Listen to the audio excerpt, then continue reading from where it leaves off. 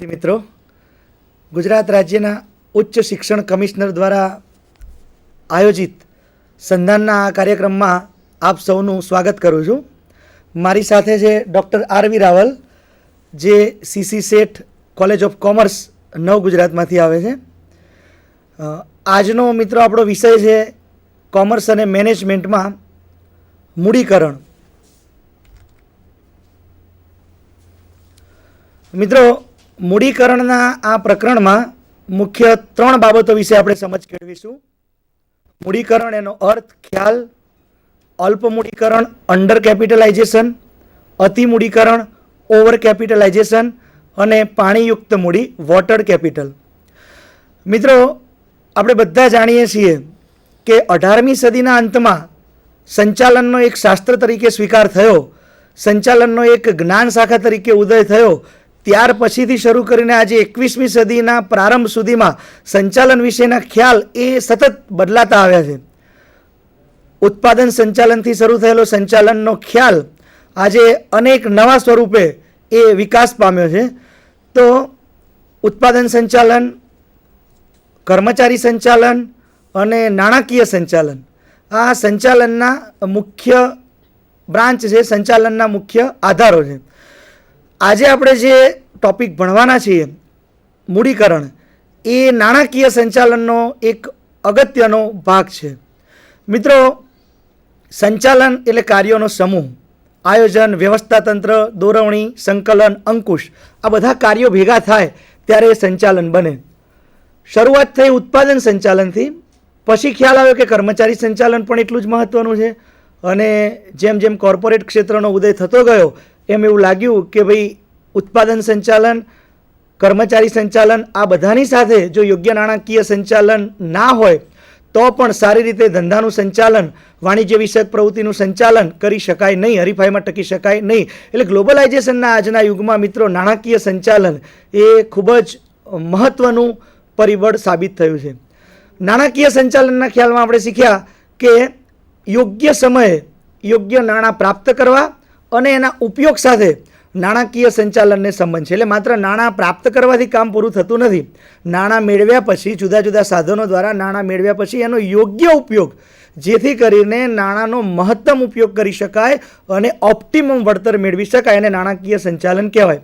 મિત્રો, નાણાકીય સંચાલનનો જ આવો એક અગત્યનો ટોપિક જે આજે આપણે ભણવાના છે, મૂડીકરણ, કેપિટલાઇઝેશન. મિત્રો, પહેલામાં પહેલો સવાલ થાય કે મૂડીકરણ એટલે શું? તો કોઈપણ કંપની, કોઈપણ ધંધાકીય એકમ કે કોઈપણ પેઢી, એની લાંબા ગાળાની જે નાણાકીય જરૂરિયાત છે એ જરૂરિયાત મૂડીકરણ દ્વારા સંતોષવામાં આવે છે. મૂડીકરણ વિશે જુદા જુદા નિષ્ણાતોએ જે વ્યાખ્યા આપેલી છે એના પર આપણે નજર કરીએ તો હોંગલેન્ડ નામના નિષ્ણાત લખે છે કે કંપનીએ તેના બહાર પાડેલા સ્ટોક, શેર, બોન્ડ એટલે કે ડિબેન્ચર દ્વારા રજૂ થતી કાયમી મૂડી અંગે કરેલું મૂલ્યાંકન બરાબર તેનું મૂડીકરણ.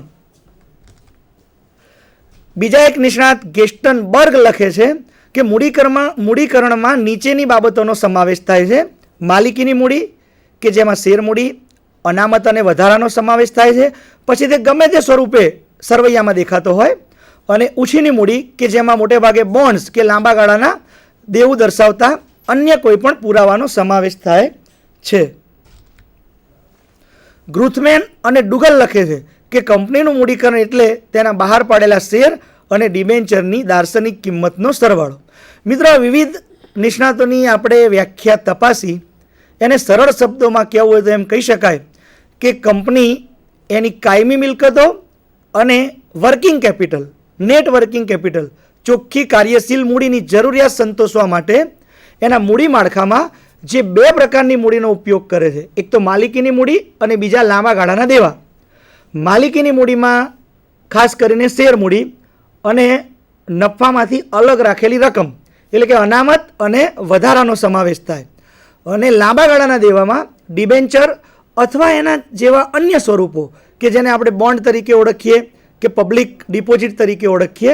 આમ શેર મૂડી, અનામત અને વધારો અને લાંબા ગાળાના દેવા દ્વારા કંપની કે ધંધાકીય એકમ પોતાની લાંબા ગાળાની કાયમી મિલકતો ખરીદવા માટે અને વર્કિંગ કેપિટલ રોજબરોજની ધંધાકીય પ્રવૃત્તિ ચલાવવા માટે જે કાયમી મૂડીની જરૂર પડે એ વર્કિંગ કેપિટલ એટલે કે ચાલુ મિલકતો માઇનસ ચાલુ દેવા, એટલે કે કાયમી મિલકતો ખરીદવા માટે અને વર્કિંગ કેપિટલની જરૂરિયાતને પહોંચી વળવા માટે શેર દ્વારા કે લાંબા ગાળાના દેવા દ્વારા કંપની જે પોતાની મૂડીની જરૂરિયાત નક્કી કરે છે, કંપની જે મૂડી ઊભી કરે છે એને મૂડીકરણ તરીકે ઓળખવામાં આવે છે. મિત્રો, આ મૂડીકરણ જુદી જુદી કંપનીઓ પોતાની મૂડીની જરૂરિયાત જે નક્કી કરે છે મૂડી આયોજન દ્વારા કેપિટલ બજેટ તૈયાર કરીને મૂડી યોજના બનાવીને પોતાની મૂડીની જરૂરિયાત જે નક્કી કરે છે એના આધારે મૂડીકરણના મુખ્ય બે ખ્યાલો છે, અલ્પ મૂડીકરણ અને અતિ મૂડીકરણ. બંને ખ્યાલ વિશે આપણે ડિટેલ્સમાં સમજ કેળવીશું. સૌથી પહેલાં આપણે સમજીએ અલ્પ મૂડીકરણ કોને કહેવાય.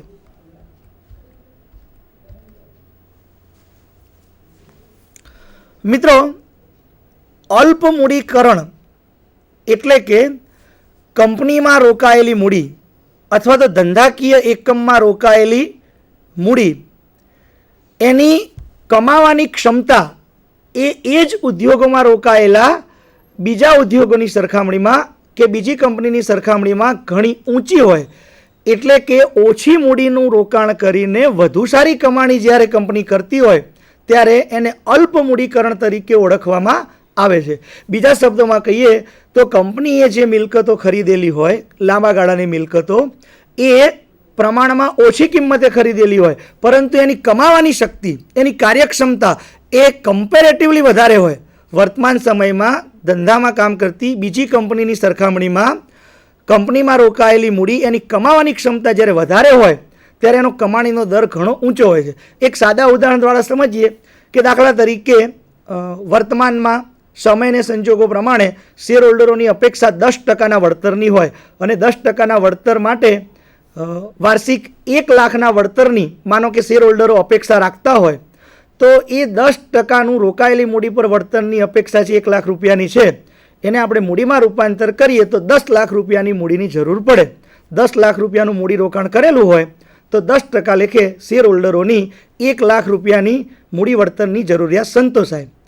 પણ વાસ્તવમાં 10% લેખે 1 લાખ રૂપિયાના વળતર માટે 10 લાખની મૂડીની જરૂર છે, પણ વાસ્તવમાં કંપનીએ ખરેખર 8 લાખ રૂપિયાનું જ રોકાણ કર્યું હોય અને એ 8 લાખ રૂપિયાના રોકાણ દ્વારા 1 લાખ રૂપિયાની જ્યારે કંપની કમાણી કરતી હોય ત્યારે એને અલ્પ મૂડીકરણ કહેવાય.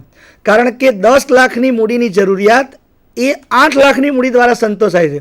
10 લાખની મૂડી વર્તમાનમાં જે વળતર આપે એ જ વળતર 8 લાખની મૂડી આપે છે. બીજા શબ્દોમાં જેમ આપણે વાત કરીએ એમ કે જ્યારે કંપનીની રોકાયેલી મૂડી પર વળતરનો દર કમ્પેરેટિવલી વધારે હોય, જેમ કે આપણે ઉદાહરણ દ્વારા સમજ્યા કે 10 લાખની મૂડી 10% લેખે 1 લાખ વળતર આપે, પણ વાસ્તવમાં 8 લાખનું જ મૂડી રોકાણ થયું હોય અને 1 લાખ રૂપિયાનું જ્યારે વળતર મળે ત્યારે એને અલ્પ મૂડીકરણ તરીકે ઓળખવામાં આવે છે.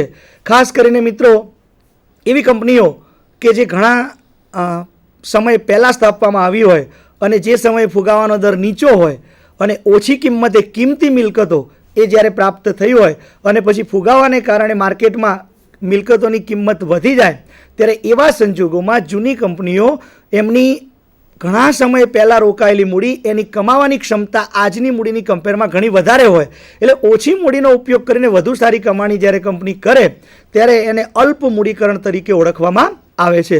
આમ જોવા જઈએ તો અલ્પ મૂડીકરણ એ બેઝિકલી એ હકારાત્મક ખ્યાલ છે. કંપની માટે, શેર હોલ્ડરો માટે, સમાજ માટે અલ્પ મૂડીકરણ એ ફાયદાકારક છે, કારણ કે જેમાં ઓછી મૂડીનું રોકાણ થયું છે અને એ મૂડી રોકાણ દ્વારા જે મિલકતો ખરીદેલી છે એની કમાવાની ક્ષમતા વર્તમાનમાં બીજી કંપની કરતાં વધુ સારી જોવા મળે છે. કમાણીનો દર ઘણો ઊંચો જોવા મળે છે.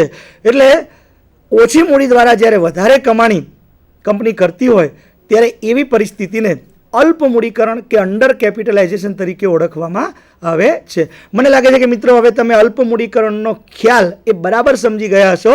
અલ્પ મૂડીકરણ એટલે ઓછી મૂડીથી ચાલતો ધંધો એવું નહીં, પણ કમ્પેરેટિવલી ઓછી મૂડી દ્વારા વધુ વળતર જ્યારે પ્રાપ્ત થતું હોય ત્યારે એને અલ્પ મૂડીકરણ તરીકે ઓળખવામાં આવે છે. તો આપણે વિચાર આવે કે અલ્પ મૂડીકરણની પરિસ્થિતિ એ કેવી રીતે સર્જાય, અલ્પ મૂડીકરણના કારણો કયા. મિત્રો, અલ્પ મૂડીકરણના મુખ્ય કારણોની વાત કરીએ તો સૌથી પહેલાં તો ઓછી કિંમતે મિલકતની ખરીદી. આપણે વાત કરી કે મિલકતની જ્યારે કમાવાની ક્ષમતા એ એની ચોપડે કિંમત કરતાં ઘણી ઊંચી હોય ત્યારે એને અલ્પ મૂડીકરણ તરીકે આપણે ઓળખીએ કે એની કિંમત ઓછી છે મિલકતની, પણ કમ્પેરેટિવલી વર્તમાનમાં એટલી કિંમતની જે મિલકતો કમાણી કરી આપે એના કરતાં ઘણા વર્ષો પહેલાં ખરીદેલી એ મિલકત વધુ ઊંચા દરે કમાણી કરી આપે છે. તો ઓછી કિંમતે જ્યારે મિલકતોની ખરીદી થઈ હોય ત્યારે સ્વાભાવિક રીતે જ અલ્પ મૂડીકરણની પરિસ્થિતિનું સર્જન થાય. કંપનીના સ્થાપકોએ દાખલા તરીકે પહેલાં એ ભાગીદારી પેઢી કે વૈયક્તિક માલિકીની પેઢી વર્ષોથી ચલાવતા હોય અને વર્તમાન સમયમાં એનું કંપનીમાં રૂપાંતર કરે ત્યારે એ પેઢીની મિલકત કંપનીને જ્યારે ટ્રાન્સફર કરે ત્યારે એની કિંમત, એનું મૂલ્યાંકન નીચી કિંમતે થયું હોય. વાસ્તવમાં એ મિલકતોની કમાણીની ક્ષમતા ઘણી ઊંચી હોય. એટલે ઓછી કિંમતે જ્યારે મિલકતોની ખરીદી થયેલી હોય મિત્રો, ત્યારે સ્વાભાવિક રીતે જ કંપનીના બેલેન્સ શીટમાં, કંપનીના પાકા સરવૈયામાં, કંપનીના મૂડી માળખામાં અલ્પ મૂડીકરણ સર્જાય છે. એટલે કે ઓછી કિંમતે ઓછી મૂડીથી ખરીદેલી મિલકતો વાસ્તવમાં ઘણા ઊંચા દરે કમાણી કરી આપવા માટે સમર્થ જોવા મળે છે. એટલે ઓછી કિંમતે, એની રિયલ વેલ્યુ, બજાર વેલ્યુ કરતાં ઓછી કિંમતે જ્યારે મિલકતો ખરીદાયેલી હોય ત્યારે કંપની અલ્પ મૂડીકરણની પરિસ્થિતિમાં આવતી જોવા મળે છે. અલ્પ મૂડીકરણનું આ મહત્વનું કારણ છે, ઓછી કિંમતે કે નીચી કિંમતે મિલકતોની ખરીદી. ત્યાર પછીનું મિત્રો કારણ છે ઓછી આવકનો અંદાજ. કોઈપણ કંપની જ્યારે મૂડીકરણ નક્કી કરે કે મૂડીની જરૂરિયાત કેટલી છે ત્યારે એ મૂડીનું રોકાણ કરવાથી કેટલી આવક પ્રાપ્ત થશે એનો અંદાજ નક્કી કરતી હોય છે. એટલે કંપનીએ જે આવકનો અંદાજ મૂક્યો હોય અપેક્ષા પ્રમાણે, દાખલા તરીકે કંપની 8 લાખ રૂપિયાનું મૂડી રોકાણ કરે અને એને અંદાજ મૂક્યો હોય કે 10% વળતરની અપેક્ષા છે અને 80,000 રૂપિયાની એમાંથી વાર્ષિક કમાણી થવી જોઈએ. વાસ્તવમાં એ 8 લાખ રૂપિયાની મૂડીનો ઉપયોગ કરે છે અને પોતાનો બિઝનેસ ચલાવે ત્યારે 80,000ને બદલે 1 લાખ રૂપિયાની જ્યારે કમાણી કરે ત્યારે કંપનીના અંદાજ કરતાં પરિસ્થિતિ એવી છે કે કંપનીની કમાણી વધારે થઈ. એટલે અંદાજ જે રાખ્યો હોય કમાણીનો એના કરતાં રોકાયેલી મૂડી દ્વારા જ્યારે વધુ કમાણી પ્રાપ્ત થાય છે ત્યારે પણ અલ્પ મૂડીકરણની પરિસ્થિતિ સર્જાય છે. અહીંયા મહત્ત્વની વાત જે સમજવાની એ છે કે ઓછી આવકનો અંદાજ સંચાલકો જાણી જોઈને નથી રાખતા. સંચાલકો તો એમના ભૂતકાળના અનુભવોને આધારે જે અંદાજ નક્કી કરે છે એ વૈજ્ઞાનિક ધોરણે નક્કી કરે છે, પણ માર્કેટની પરિસ્થિતિ જ એવી છે. માનો કે માર્કેટમાં ફુગાવો થયો તો એવા બધા કારણોને લીધે જે આવકનો અંદાજ મેળવ્યો હતો એના કરતાં ઘણા ઊંચા દરે આવક પ્રાપ્ત થાય. એટલે ઓછી આવકનો અંદાજ મૂક્યો હોય અને જ્યારે વધારે આવક પ્રાપ્ત થાય મિત્રો ત્યારે પણ ઓછી મૂડીનો ઉપયોગ કરીને વધુ સારા દરે કમાણી કરી શકાય છે. એટલે ઓછી આવકનો અંદાજ એ પણ અલ્પ મૂડીકરણ માટેનું એક મહત્ત્વનું કારણ ગણી શકાય. આવકમાં અણધાર્યો વધારો. મિત્રો ઘણી વખત એવું બને કે અંદાજ બરાબર હોય પણ આકસ્મિક સંજોગોને કારણે આવકમાં અણધાર્યો વધારો થાય.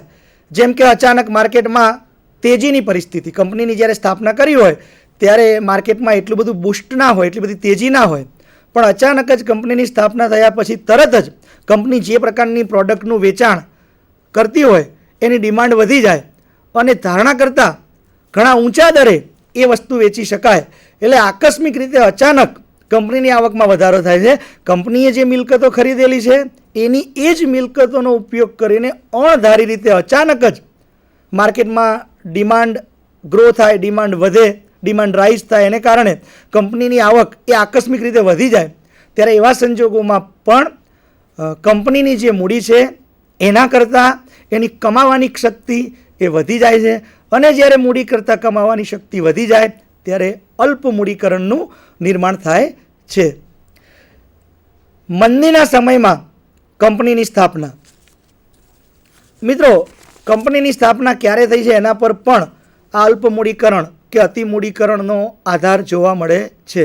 દાખલા તરીકે મંદીના સમયમાં કોઈ કંપનીની સ્થાપના થઈ હોય ત્યારે સ્વાભાવિક રીતે જ મંદીના સમયમાં દરેક મિલકતના ભાવ ઘટેલા હોય. એ રિયલ એસેટ હોય કે બીજી કોઈ પણ મિલકત આપણે મંદીના સમયમાં જ્યારે ખરીદવા જઈએ તો એ ઓછી કિંમતે પ્રાપ્ત થાય. દાખલા તરીકે આપણે કરંટ જે સિચ્યુએશન છે એનો દાખલો લઈએ તો 4-5 વર્ષ પહેલાં અમદાવાદમાં જમીનનો ચોરસ મીટરનો જે ભાવ હતો અને અત્યારે એના કરતાં અનેક ગણો, અને હમણાં છેલ્લા આંકડા પ્રમાણે તો 92,000 રૂપિયાનો ચોરસ વારના ભાવે જમીનનો સોદો થયો, જે કદાચ 4-5 વર્ષ પહેલાં 10 કે 12,000ના વારે જમીનનો સોદો થતો હતો કારણ કે મંદી હતી અને અત્યારે એકદમ તેજી છે. તો એ જ મિલકત કે જે 4 વર્ષ પહેલાં ખરીદેલી છે મંદીમાં એ ઓછી કિંમતે મળી છે અને આજે કોઈ કંપની એક મિલકત ખરીદવા જાય તો ઘણી ઊંચી કિંમત એની ચૂકવવી પડે. બીજા શબ્દોમાં કહીએ તો મંદીના સમયમાં જ્યારે કંપનીની સ્થાપના થઈ હોય ત્યારે ઓછી મૂડી દ્વારા ઘણી વેલ્યુએબલ કિંમતની મિલકત એણે ખરીદેલી હોય અને તેજીમાં એ જ મિલકત જો ખરીદવા માંગે તો ઘણા વધારે મૂડીરોકાણની જરૂર પડે. એટલે મંદીના સમયમાં ઓછી કિંમતે જ્યારે મિલકત પ્રાપ્ત થઈ હોય ત્યારે એવી મિલકત એની કિંમતની સરખામણીમાં ખૂબ ઊંચા દરે કમાણી કરવા માટે સમર્થ હોય છે. એટલે મંદીના સમયમાં જો કંપનીની સ્થાપના થયેલી હોય ત્યારે પણ અલ્પ મૂડીકરણ સર્જાય છે.